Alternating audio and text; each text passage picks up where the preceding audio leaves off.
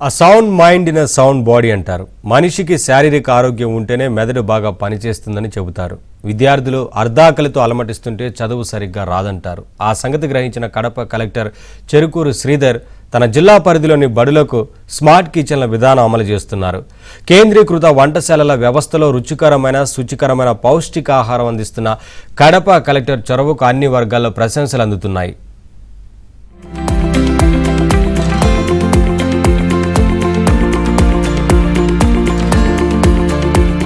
విద్యార్థులకు నాణ్యతతో కూడుకున్న మంచి భోజనాన్ని అందించాలని కడప కలెక్టర్ చెరుకూరు శ్రీధర్ మదిలో మెదిలింది. అంతే, ఒక వినూత్న ప్రాజెక్టుకు శ్రీకారం చుట్టారు. అవే సెంట్రలైజ్డ్ స్మార్ట్ కిచెన్లు.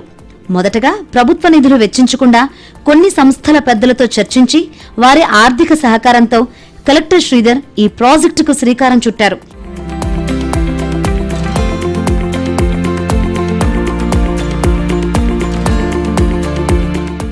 ఏపీలో అమలవుతున్న మధ్యాహ్న భోజన పథకంలో భాగంగానే ప్రభుత్వ పాఠశాలలో చదివే విద్యార్థులకు నాణ్యమైన ఆహారాన్ని అందించాలని అనుకున్న కలెక్టర్ సెంట్రలైజ్డ్ స్మార్ట్ కిచెన్లను ప్రయోగాత్మకంగా ప్రారంభించారు. కలెక్టర్ అనుకున్న స్థాయిలో ఈ ప్రాజెక్టు విజయవంతంగా సక్సెస్ కావడంతో సీఎం చంద్రబాబు, మంత్రి Nara Lokesh, deputy CM Pawan Kalyan Kadapa collector అమలు చేసిన స్మార్ట్ కిచెన్ ప్రాజెక్టును మెచ్చుకున్నారు. ఇదే విధంగా మెల్లమెల్లగా రాష్ట్ర వ్యాప్తంగా అమలయ్యేలా చూడాలనుకున్నారు. కడప స్మార్ట్ కిచెన్ ప్రాజెక్టుకు సంబంధించిన అమలు విధానాన్ని మెచ్చుకున్న ఢిల్లీలో నీతి ఆయోగ్ ఉన్నతాధికారులు కడప కలెక్టర్ చెరుకూరు శ్రీధర్ ను ప్రశంసించారు. స్మార్ట్ కిచెన్ లో కడప జిల్లా దేశానికి ఆదర్శమని నీతి ఆయోగ్ అంటోంది. ఇటీవల అంతర్జాతీయ స్థాయిలో జపాన్కు చెందిన ఓ సంస్థ ప్రతినిధులు కూడా ఈ విధానాన్ని మెచ్చుకున్నారు.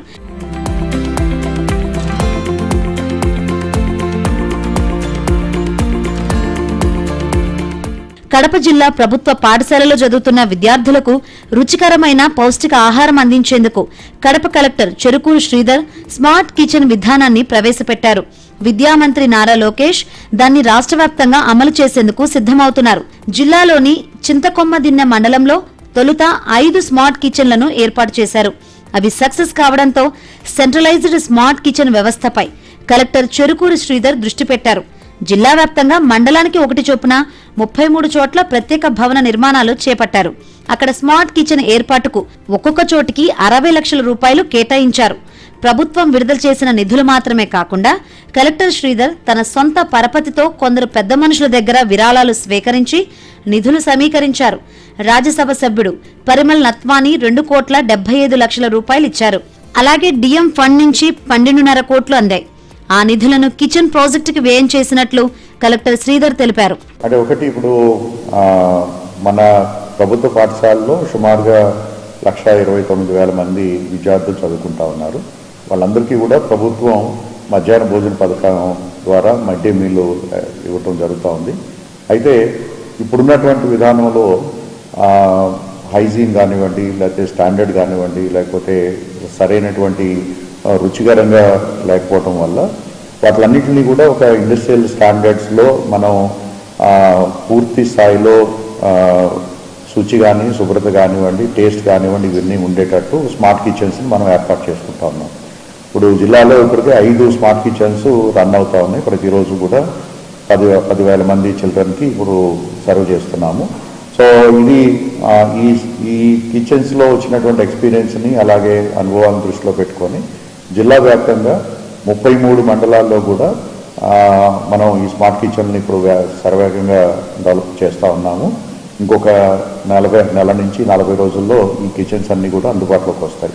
కలెక్టర్ చొరవను ప్రశంసించిన విద్యామంత్రి నారా లోకేష్ స్మార్ట్ కిచెన్ పథకానికి 2.5 కోట్ల రూపాయలు నిధులు కేటాయించారు. కడప జిల్లాలో డొక్కా సీతమ్మ మధ్యాహ్న భోజన పథకం 1904 పాఠశాలలో అమలవుతుంది. అక్కడ 12 లక్షల మంది విద్యార్థులున్నారు.